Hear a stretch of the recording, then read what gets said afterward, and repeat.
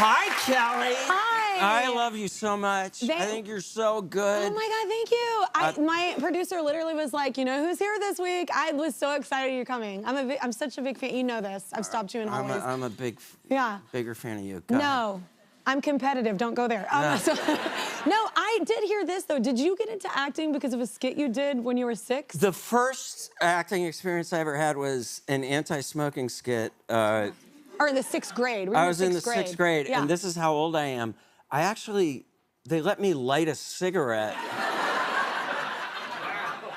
I was telling someone backstage, this is also how old I am.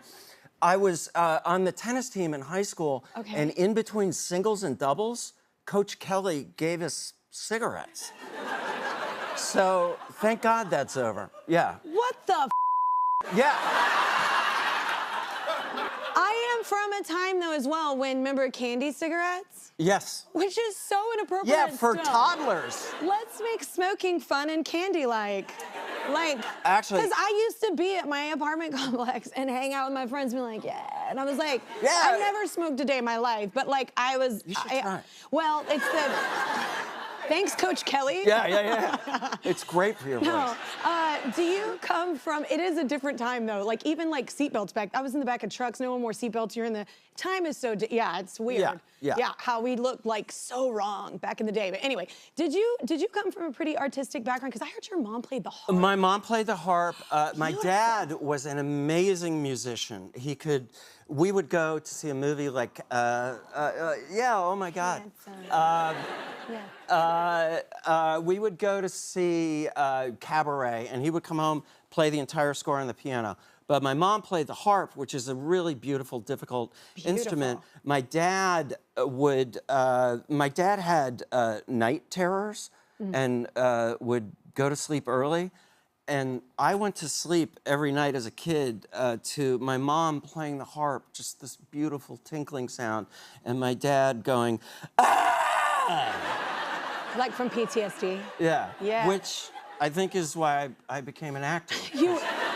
You were meant to be an artist. Yeah, that's the Use range. that fuel. Yeah, I'm like, well, speaking of music, is there a song, like, what are you into these days? Do you still listen to old school? There is a song I am obsessed with called You Make My Heart Beat Too Fast that I want you to sing sometime by Buddy Miller? Buddy and Julie Miller. I like Buddy Miller, yeah. Yeah. And she has like a Patty Griffin-esque vibe, too. Yeah. And it's a Waylon love song, and my wife, Amy, who happens to be in the audience,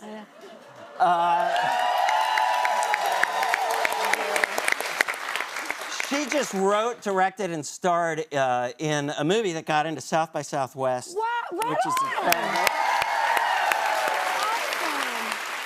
What's the movie? It's called For Worse. Yeah. For Worse. Yes. It was inspired by our marriage. I was gonna make the joke, but you did. So no, that's amazing. Thanks. Congratulations. And I really wanted this song because it's a very sexy rock and love song. Yeah. And I was sleeping with the director, so I got a part. I got this song on the end credits. So. Oh, that's awesome. You got to pick. I should cover that. We do karaoke. I should. That's a good. We've never done Buddy Miller, I don't think. At all. Yeah, and it's a great song for you. Yeah. Yeah. It's amazing how you lose. You just find new music, like music that you knew, but you just haven't heard of in a while. Yeah. I always call this the greatest song people haven't heard yet. That's like my love affair with Patty Griffin. Like I meet people and they've never heard of her, and I'm like, you're welcome. Yeah. You're about to go home and just love me because she's incredible. No, there's certain artists that I'm just like, oh. All right, well, let's do a couple commercials with the help of someone in the audience. Hi, Kelly and Bradley. I'm Sarah. I'm recently married, but Bradley, a confession here. Even my husband knows my decades-long standing crush on you. Uh-oh, the wife is right there. Okay. Sorry, Amy. Sorry, I get it. I love how you often play the guy who's the smartest in the room, maybe a bad guy, but a bad guy with a moral compass. I can't wait to see how you crazy kids wrap up my favorite rom-com, The Handmaid's Tale. Stay here. Kelly has more with Bradley after this.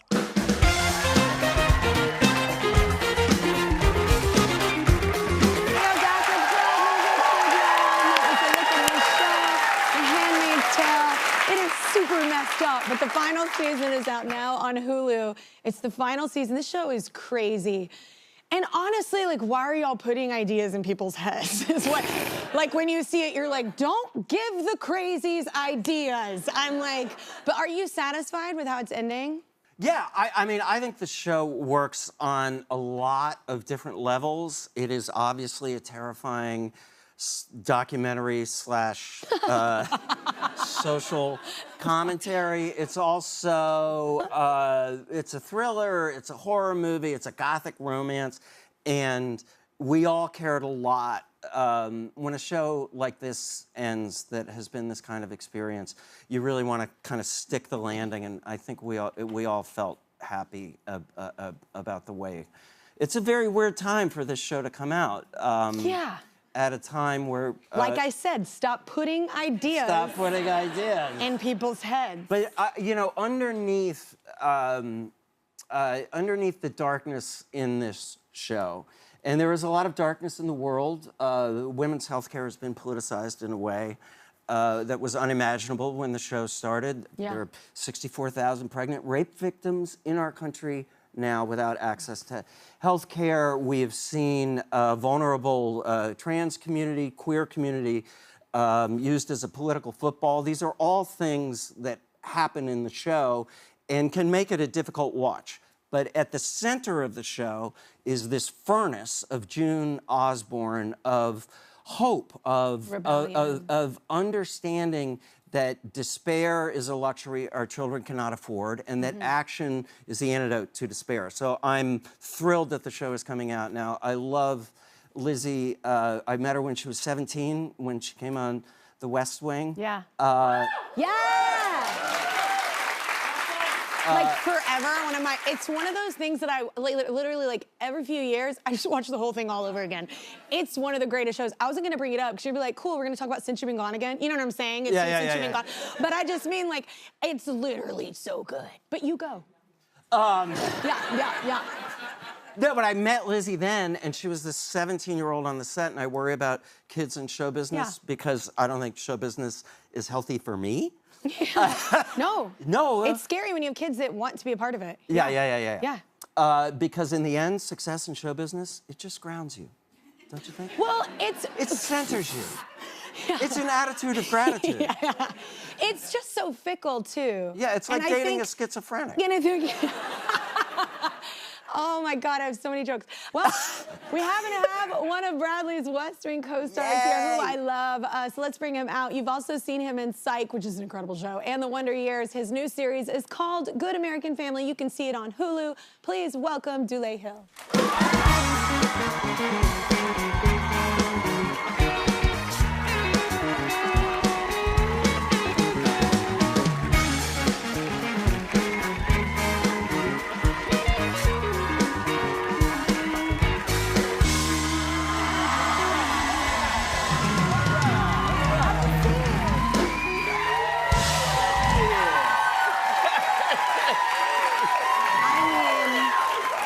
Such a win for me, both of you at the same time. Oh, here's my man Bradford right here. How long has it been since y'all like seen each other, worked together, hung out, anything? Like, we saw each other like last week. Oh, that was boring. Quick. Yeah, it's a close group. I'll speak for you. Yeah, thank you, please. Yeah, we have a text chain, so we all stay in contact very often. Oh, I love that. You know, I just saw Richard Schiff in a play here downtown, Coming Eve. Yeah, you know, which is supposed to be great. We were supposed to go last night, but something got stuck. I gotta say, Brad, I mean, I saw the clip, so I want to say thank you for saving my girlfriend. The president would be very proud of you. Wait, what is like a favorite memory of working with Bradley, of y'all working together? You know, I actually have a couple, now that I'm here thinking about it. Wow. I remember when the show first came out. Yeah. And the ratings came out, and everyone was talking about the ratings. It was my first major gig. I had no idea what ratings were. Oh my God, an amazing first gig, yeah. And I looked at Brad and I said, what is all this like rating stuff? He says, it means you're going to have a job for a very long time. Yeah. So, and then beyond his magnificent work and everything, I remember we would spend long hours on the set. And after we would get wacky, after a while, you would see Bradley Whitford walking around like a gorilla. I mean, that would always like lighten up the... I'm sorry, what? Yes. What do you mean? He can embody all sorts of animals and things. How does one walk around like a gorilla? Yeah, this always sort of breaks my publicist's heart. But... Just show everybody, Brad. Oh my Just show God. everybody. You know what I'm going to use Nick Offerman's book, which I recommend as an object. It's better when I make an entrance. Oh my God. I'm saying? Yes. This is how it would happen. You see?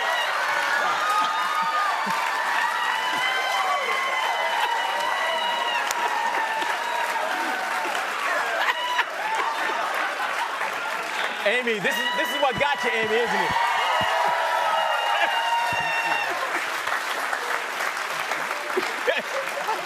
This was the magic right here, Amy, wasn't it, Amy? This is what did it? This is what got you right there? Yeah. What's up, Lulu? How you doing, Lulu? Right, I know. You're so tall and you went so low. You were like, Dad, come on. What's your favorite? It's your moment to like tell us about what does he do? I did not walk around like a gorilla. That I did not do. Dulé is one of the great tap dancers. I'm a tap dancer. And we were shooting an episode. Honestly, it's probably my most moving memory. Yo-Yo Ma was on. Yeah. In between takes, he started improvising, and Dulé started tap dancing to what Yo-Yo Ma was improvising, and it was church. You know, I've spent... How does one tap dance to Yo-Yo Ma? Well, that's what I was trying to figure out, because... Throughout it didn't work. You know? But we were like, good effort. Yeah. Throughout the day he was playing, I was trying to figure out how he was approaching the music, and I could not figure it out. Yeah. So I eventually started talking to him about it. And once he started to explain how he was bending the notes and this and that, I finally was able to connect with him. And then we had a little tap dance, a little tap dance cello action that happened. Yeah. Wait, I was gonna have you show me, but I don't know if you tap dance in those. I mean, you could tap dance in anything. Okay, come on! I mean, do you have like a little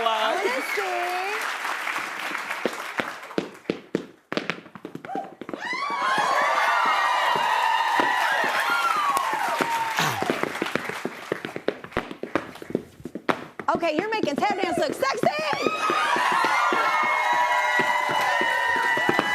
Something like that. So walk and talks were really famous on the West Wing. Do you miss those? Do you get to do those anymore? It's kind of illegal now because Aaron copyrighted them, so you're not allowed. Oh, you're not allowed. Yeah, you know how like Pat Riley has the three-peat? Yeah. Yeah, Aaron Sorkin has a walk and talk. Yeah. Okay. But you're about to, I talked to you about this in the break. I'm very excited to come see this. You're about to be in an Off-Broadway show, right? I am. Tell everybody about it. It's called Lights Out to Nat King Cole. Yeah. Yeah. How you know? Yeah.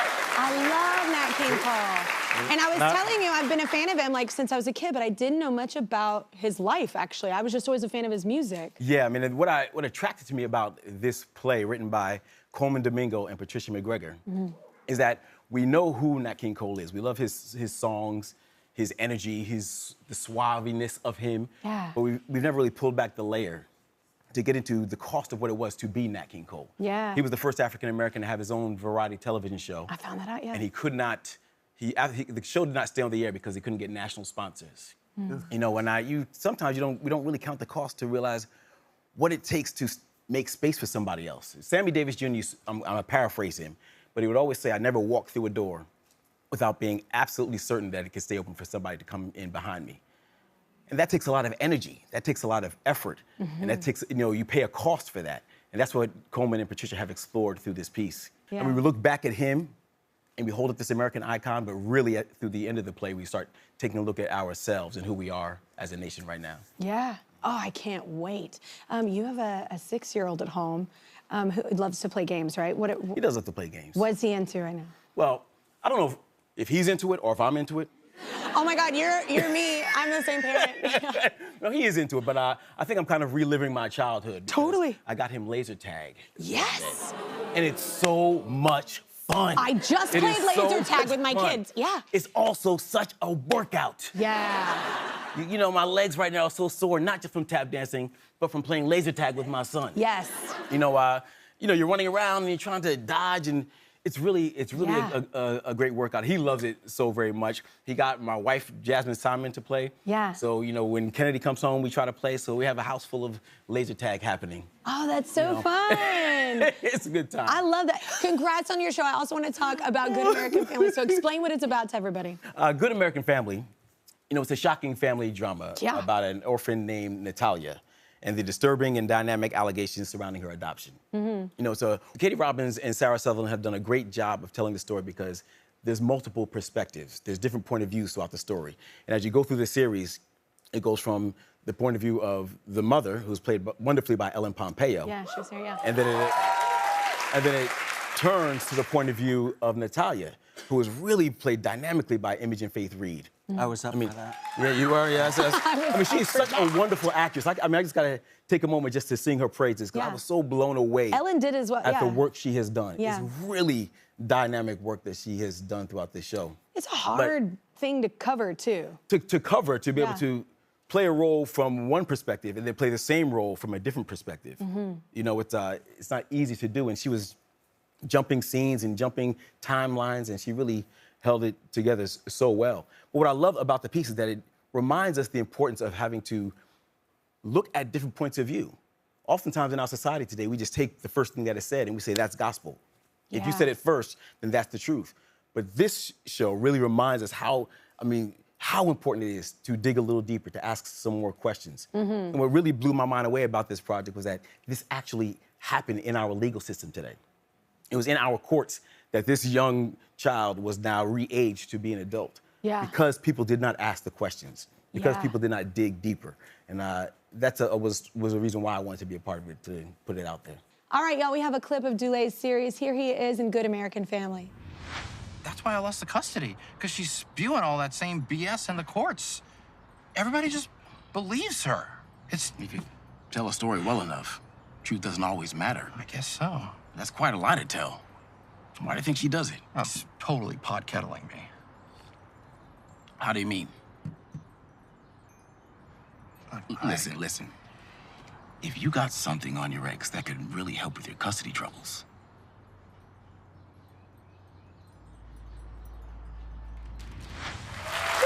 You can see Good American Family on Hulu, and don't forget to watch the final season of The Handmaid's Tale, also on Hulu. You think she believed us? About what? That Aaron won't allow us to do walk and talks anymore? I still can't believe nobody tripped during those dates. You'll heal. I'm okay. Doesn't matter.